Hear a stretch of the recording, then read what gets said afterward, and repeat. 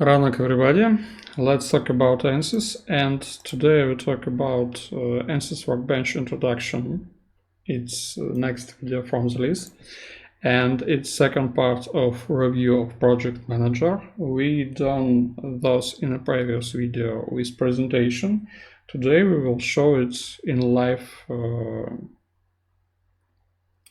regime. So, as we say previously, we can start Ansys Workbench from the start menu, and if we try to start it from menu, we will see a lot of different points, and it can be tricky to find those products that you want, but you always can click on start menu and try to type the name of product you want, for example Workbench, and here we have Workbench product and we can start it from here. Additionally, as we say previously, we can start it from CAD system, and here it is Siemens NX. This is detail. This is part from NX. Here on ribbon we can find Ansys toolbar, and here the button which will start the Ansys Workbench, and this is very important things that create name and selection. Let's try to do it. Select name and selection, click create, select object, some object. This is the place where we create fixation, NS fix, for example, and select additionally this whole, create, OK, and this will be NS force. We create a place when we will do fixation, place when we apply a force. So we can close name and selection manager and click on Workbench. It will start Ansys, and Ansys Workbench project will have only one object. It will be geometry object, and as we see this object will show that we have geometry from Siemens NX.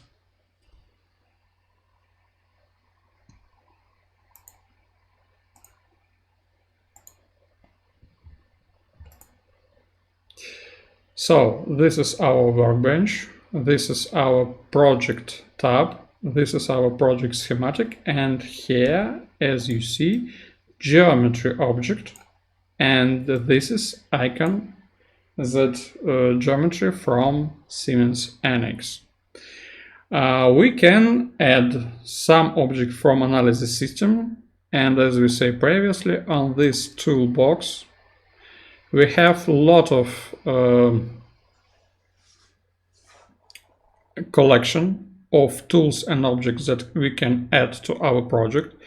A lot of different type of analysis. Some objects that are not analysis type, but Ansys product, for example, discovery, CFX, AutoDie, ASM, CFD, and so on. We would talk about all this product later. Also, we have custom system and custom system, and this custom system creates a couple of objects, and those objects are linked to each other. So we use FSI fluid flow to static structural with CFX, and it creates fluid flow CFX, this object, creates static structural, this object, and linked it with geometry and with result of CFD calculation.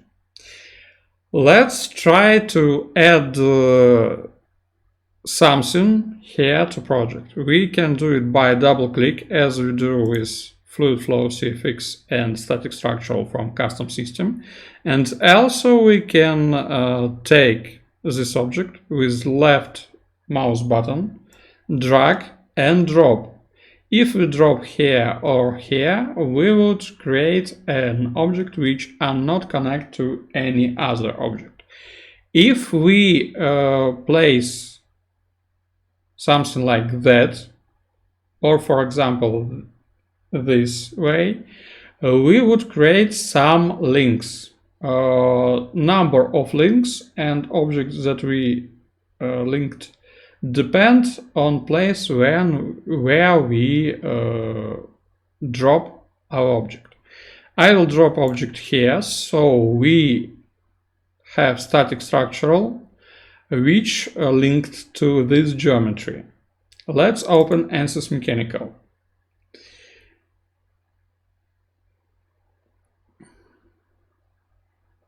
We open Ansys Mechanical from Ansys Workbench, open it with a double click on mechanical model. Ansys show to us that it start mechanical. Now it's busy, so we need to wait. This is Ansys Mechanical, and this is our geometry, this is our crank on Ansys Mechanical. But we doesn't see anything which called named selection. And the reason that we don't see this named selection, because in this geometry we say that we import parameters, but we don't select importing named selection, material properties, and so on.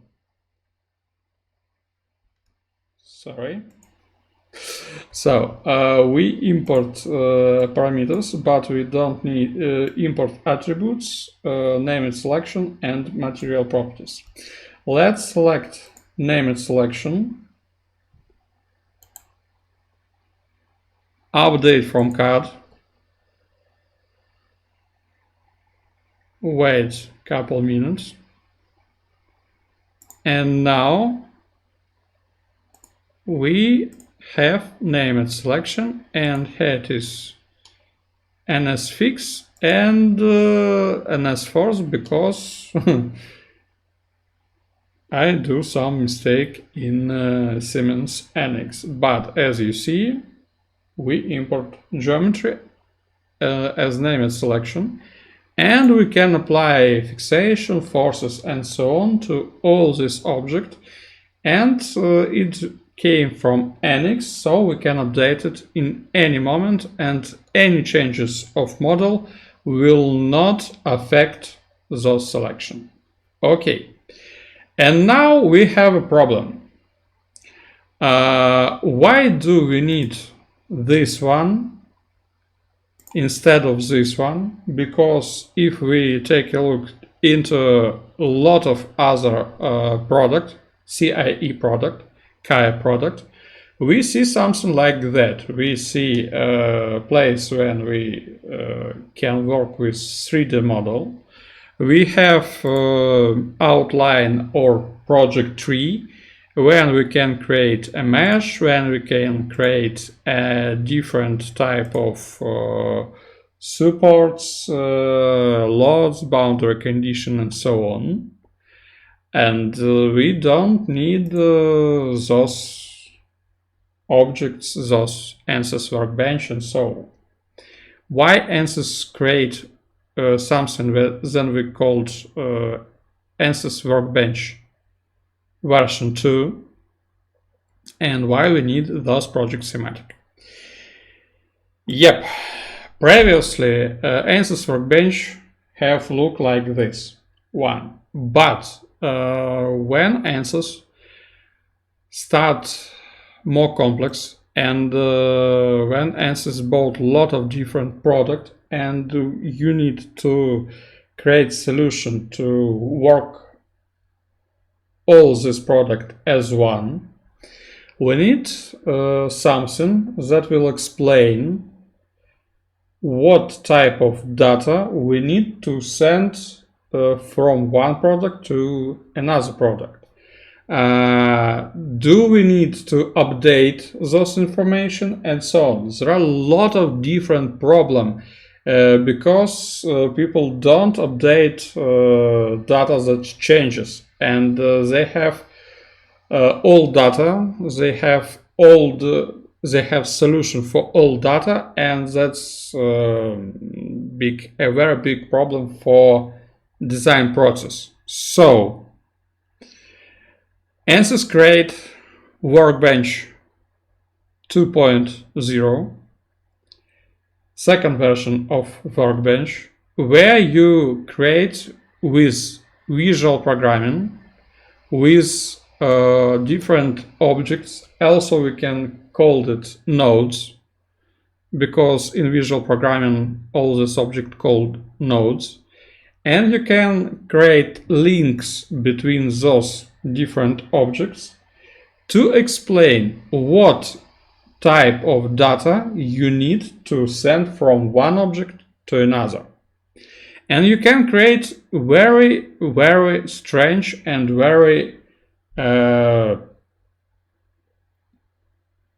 complex design process, design workflow, or even design pipeline, and you can update it by one click. You can control where you have problem. We talk about all this picture in previous video, so if you want to then take a look previous video. And you can update a lot of different objects, a lot of different solution and calculation in one interface. And this interface called Ansys Workbench.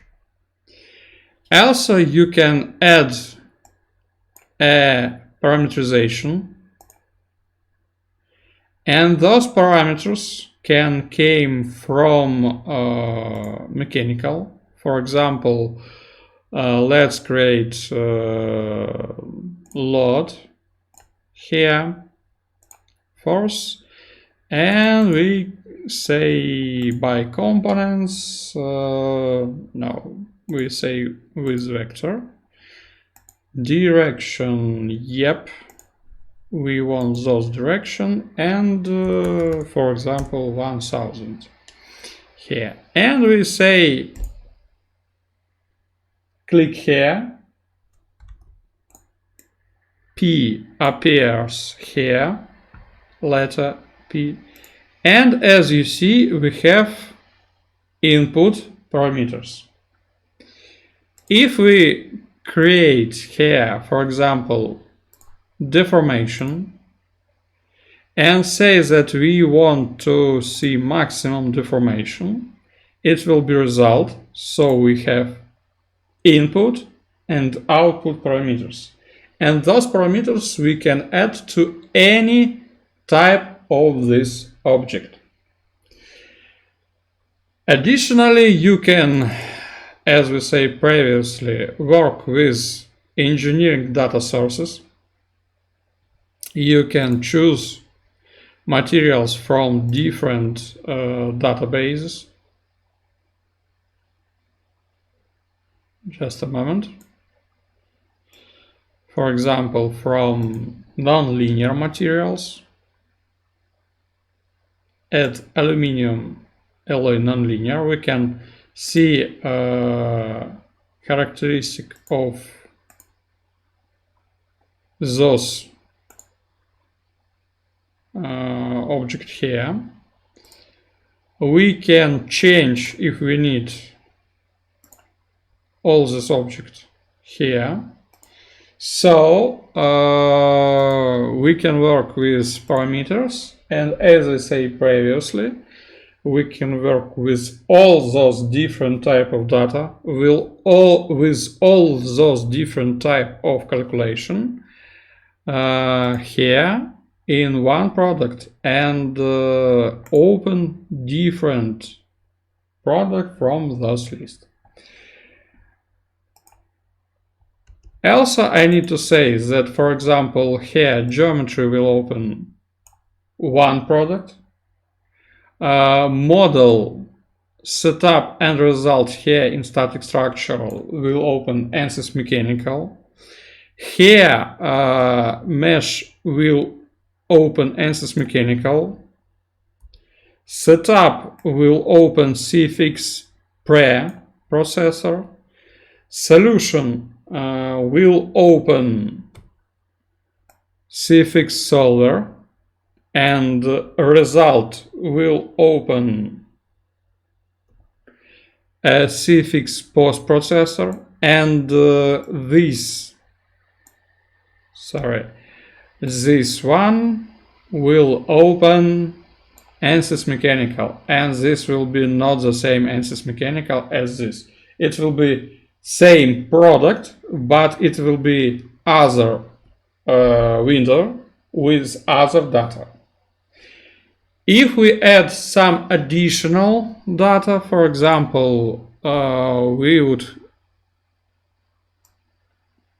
add model data and create pre-stress model from this result of static structural. So this one and this one will open one window with both data from this solution and this solution. So something like that work our Ansys Workbench product with a lot of different type of objects and a lot of different type of application. And that's very cool. Also, as I said previously, you can check all files. For example, now we need to save those projects. We will save here and we say as test project, for example. Yep, I want to resave. And we will see much more different type of data here. And during we creating different type of calculation, the number of those files will be increased. If we choose different object, we see different type of properties, and sometimes we can change it. This gray picture shows that we can't change here not geometry, not model, and not engineering data, cause double click and it's not work, cause we can change here. Also, in those engineering data we have two type of material, and in those engineering data we have only one. And as you see, we can select tab with which we need to work and work on something like that. So it's very, very cool stuff that help you to solve much more complex tasks, much more complex design problems, and so on. And also you can use these project schematics to create a assembly from different mesh. For example, here we have one mesh, here we have other mesh, and we can create, for example, additional static structural task, and we can create assembly with those objects and those objects, and it will import all engineering data from both objects, and it will create assembly of our mesh from this one and this one. objects. So we can do a lot of different things that we can't repeat in a lot of different software with Ansys Workbench. And that's very cool. So that's why we need to work with Ansys Workbench. Please write a comment. Please write a question if you have. We would repeat to those schema later after we will talk about all these features and all these tools from Ansys Workbench in next videos. Bye.